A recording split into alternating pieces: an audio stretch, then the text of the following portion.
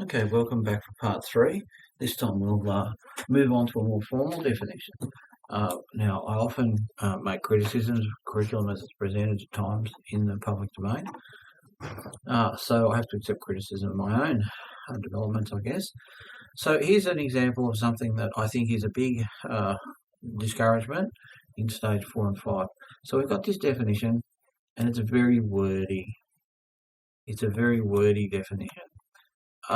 In actual fact, you've learned this definition. You've learned it your own way. Okay? So what I would ask you to do when we approach these word problems is to think about this idea that if we have a log on the left-hand side, log to base something, how would we remove, there's our little blob, it's the log of base something, how would we remove the log to base something? And the idea, of course, is that we would want to get it in a form, okay, undo, we would want to get it in a form by recognition of raising that log base something to the power of the base. And that's basically what this says. Okay, so there's our blob, and that will result in us generating an undo and just resulting in our blob, whatever that is. So symbolically, that's how that would look. So let's take a look at this one here, log base 4. How would I undo? So here's my section. How would I undo? Well, I need the log 4 to be raised to something. So the idea here is that I would take the base and I would raise the log base 4. Okay, now that is undo. So all we're going to be left with is 16. What you do to one side, you do to the other. So we would raise the 2 up for the 4. And that result there is exactly what's written. Aha. So I don't think you can use the words very well to unpack that. I think undo is a more valuable way to interpret these. Now, this is only my opinion. Others will say, oh, you can just read the definition and away you go. And that's what mathematicians do. They work on their definitions. But where they'll end up is an intuition. They'll end up with an intuition about their work. So here, let's do it again. So here we've got our log base 3. How do we undo the log base 3? Well, we need to raise it, don't we? We need to do this. We need to raise it to the 3. That'll do. That's an undo. Now, of course, what we do to one side, we do to the other. So we'll have 3 to the 4. And look at what we're left with. That's undo. That's 1. And then we're left with 81 is equal 3 to the 4. So this system works regardless of whether you use this or you use your undo training. Same thing here. Let's have a look at this one. What could we raise the log 4 to in order to make it undo? And of course the base gives it away, doesn't it? The base is the thing that will tell it, oh, fantastic. So what you do to one side, you do to the other. So then we've got this blob 64 is equal to, there it is, 4 raised to the power 3. Okay, so it all should match. I'll never teach you anything that doesn't match. The science should match the intuition. Otherwise, it's useless. It's just talk, but it always should match. Okay, so that's an interesting development point, isn't it? All right, so let's think about this example here. What can we do with the log 5? What can we do with the log 5? Now, using other methods, that's fine. If that's what you want to do, that's fine. Okay, but let's do a transformation of this. A transformation of this will require us to undo log 5. How do we undo log 5? Well, we would raise 5 to the power log 5. Our 125 would still be there. Now, what you do to one side, you do to the other. So we put 5, and so we put 5 to the 3. Aha! So we see that this is undo. And so we're left with 125 is equal to 5 to the power 3. So this is the log form. And this is the exponential form. I can put that around just for convenience sake. So it'll work on all of them. If the science is right, it'll work on all of them. So log base 4, don't know anything about these. Log base 4, 256 is equal to 4. So how do I undo that one? I do the transformation of undo. So I need to raise that to the 4 to the power log base 4. That's undo. That'll leave me with 256. What you do to one side, you do to the other. So I raised 4 to the power 4. And so what we have is undo. So 256 is equal to 4 to the 4. Or if you like, 4 to the 4 is equal to 256. So there's a way of discovery about this, isn't there? All the way along. This is not over the top difficult when you've developed a sense of intuition about what to do. So log base 7, 1 over 49 is equal to negative 2. Okay, so we need to undo. How do I undo log base 7? Well, I do the transformation. 7, that's meant to be a transformation. 7 to the power log base 7, there's your undo. 1 over 49 will remain. What you do to one side, you do to the other. Undo. So we get 1 over 49 is in fact 7 to the minus 2 by our laws, isn't it?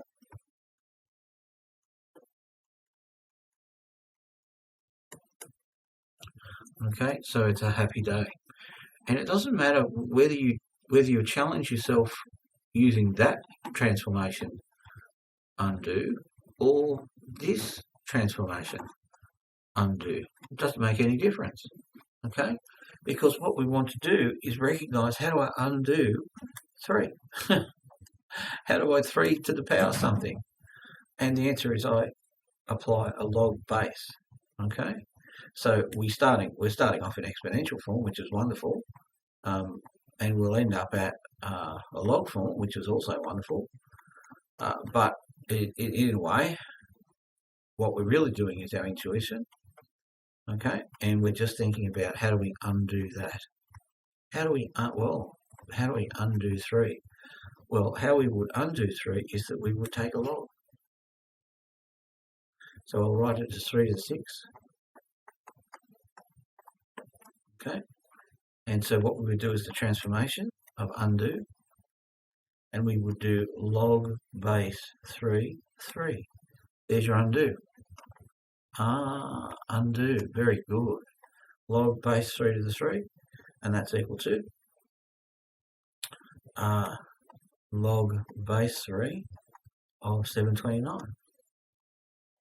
Okay, log base 3 of 729. Oh, now 3 to the 6, don't forget that bit. So this is now undo, and so what we're left with is 6 to the log base 3, 729. So we've got a new name for a number. Number 6 is being expressed in terms of logs. How wonderful. All because of an intuition undo. Wow. Okay. 5 to the 3 equals 125. 5 to the 3 equals 125. I'm dealing with the exponential, and I'm transforming that now because I'm going to undo the 5 by taking the log base 5. There you go. What you do to one side, you do to the other. So the log base 5, 125. This is undo, so it disappears. So we end up with 1, 3 equals log base 5. There's a new name for 3 using logs. So we're kind of connecting the past in a way. All right, so the next one is 2 to the minus 4 equals 1 over 16. Again, I want to do this intuitive transformation. So how do I undo 2 with something raised to the power of that 2? Well, I take the base. 2, that's my undo. Don't forget your minus 4. What you do to one side, you do to the other. 1 over 16. And so what we get is undo. There it is. And we're left with minus 4 is equal to the log base 2 of 1 over 16. Wow.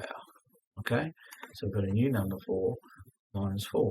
So we can do that with any of them and use that. It's quite a powerful tool. It's quite powerful to do that. All right, so the idea here is that we'll explore this notion of indices a little bit further, somewhat graphically, I guess, and just try and understand a little bit more.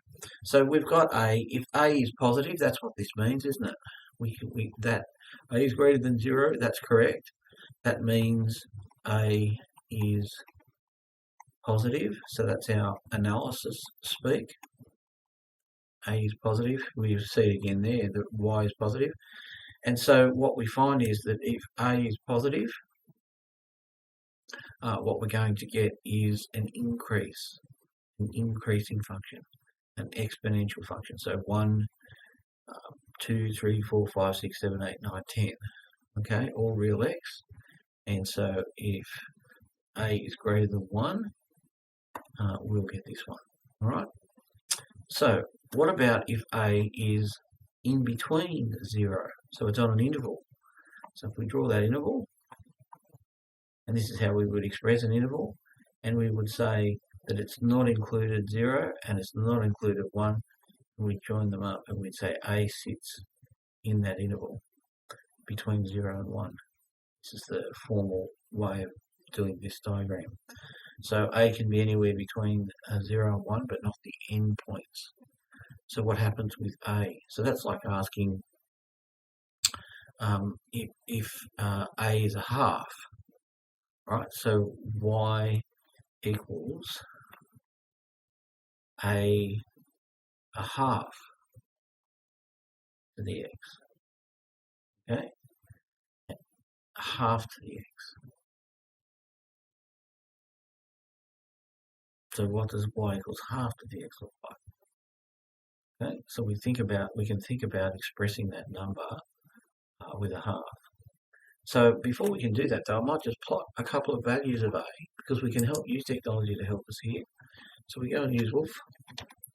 There it is. And this has got Mathematica in it. So Mathematica is very different in the way it uses lambda calculus to things like,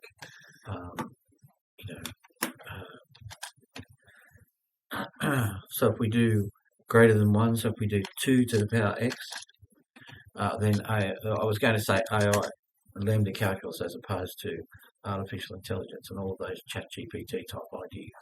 So there's and we can change that. We can make it 2.3. If you're going to use decimals, you'll need to use a bracket. So we'll just put the bracket in anyway, but you get the general sense of this curve. Okay. Now the question's being posed, of course, what does it look like when A 1 to the x? So we'll have a quick look at that as well, because that's a nice little interesting one to have a look at. And we can see that it's going to be a straight line at 1. So very, very interesting.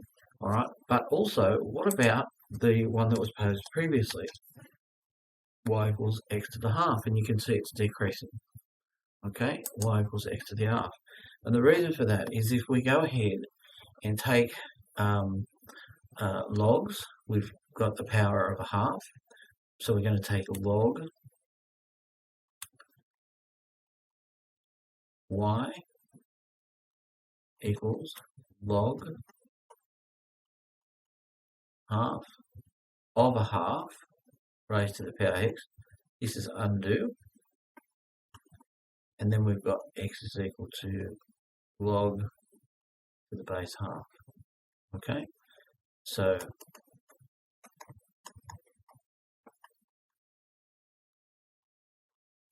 that's our solution for that point.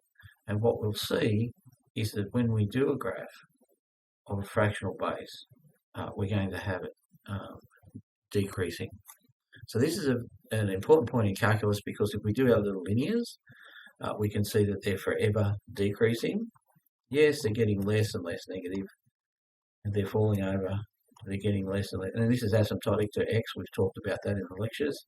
It means that when this comes down here, we get this kind of infinitesimally small value, but they never touch. So we'll leave that concept for the moment. And the same here, if we draw it's increasing. Okay, and same idea down there, that it's never actually touching. So that's an abstraction. That's a human abstraction. And so the graph of this one's just a y equals 1. So there's always little bits and pieces that help you understand your exponentials, okay? So you can play around with those. All right. So if we look at some more examples, just formalising that, there's lots of examples. So the ones that are decreasing, the decreasing family, this guy and this guy here, it's bounded by A being in between 0 and 1. For these guys, A is positive. But it's more than positive, it's greater than 1. Okay, so we get these increases in various bits and pieces, and there's our 1 equals the 1 going through X. That's the one that we drew before. All right, so in terms of sketching these kinds of things, I think the actual important intuitive idea is to help us understand that anything we do now will help us point the picture towards our goal of understanding the calculus aspect of this exponential. Okay, so if we have a couple of plot values, we could make a table up for X where it's -1, 0, 1, and then our Y function, 3 to the X, and then putting some values in. So using your function notation, we would have 3 to the -1. Okay, 3 to the -1, which is in fact 1/3, isn't it? So we can pick that value. Here we do the same thing, y to the 0, which is 3 to the 0, which is 1, and y function notation, x is 3 to the 1, which is 3. So these pair up as x and y pairs. X and y pairs. So what we have is, if we put them in terms of Cartesian coordinates, we'll have -1 and a third, 0 and 1, and 1 and 3. And you can plot those quite readily. So you can go ahead and plot those. So at -1, 0 and 1. And so at -1 it's a third. At 0 it's 1. So we'll make that about the same. 1, 1 and -1. So the middle one, 0, is a third, so that's a point. At -1 it's a third, so it's about here. That's this point here. At 1 it's 3. So it's right up here. So we go right up to 3. And so what we'll have is a curve that joins exponentially those points. Okay? And then what we can do is consider this one. So same kind of thing. X values, y equals 1/3 x. So we've got -1, 0 and 1. Using function notation, we'll have 1/3 to the power -1. We'll have function notation 1/3 to the power 0. Anything raised to the power 0 is 1. And function notation 1/3 to the power 1 is just 1/3. So 1/3 to the -1 is, if we look at the index idea of that, it's going to be 1 over 1/3, which we know is 1 divided by 1 on 3, which is 1 times 3 on 1. So we're going to get the value 3. Now as xy pairs go, we'll have -1, 3, 0, 1, and 1, 1/3. Now I can't do this in the lecture obviously because simply not the time, but -1, 3 is going to be right up here, 0, 1 will be the same, and 1/3 will be down here. So we get this swooping downward decreasing curve, asymptotic to the x-axis. Okay, so those ideas don't change. So you can plot them. So y equals 3 to the x, and y equals 1/3 to the x. That's just highlighting those definitions. But I'm not particularly perturbed or want to overemphasize that, and just that you're able to do that. The big idea, of course, is the one that's here, and that one talks to this unique value of x, which was the one that brought in which one is the M curve. Which one is the M curve? Is it that one? Is it that one? Is it that one? Which one of these has the same M curve? And the only one that has the same M curve, the only one that has the same M curve is y equals e to the x. Okay, y equals e to the x. It's the only one that's got the same value. Okay, so this is this great idea. Now this is very much an analytical idea, the idea that we can express a number using this limit notation. And so the subject of analysis is something I have talked to you about. And there's a subject called real analysis that you can do as an elective. So we'll pick the analysis parts out where we can, but what we want to understand is that this was the culprit that allowed this to happen. This was the big deal, okay? The M curve. This was the big deal. Wow, what a tremendous idea. So that's why we call this one Euler's number. All right, I'm going to press pause now because that's 20 minutes. And when we come back, we'll have a look at the log function.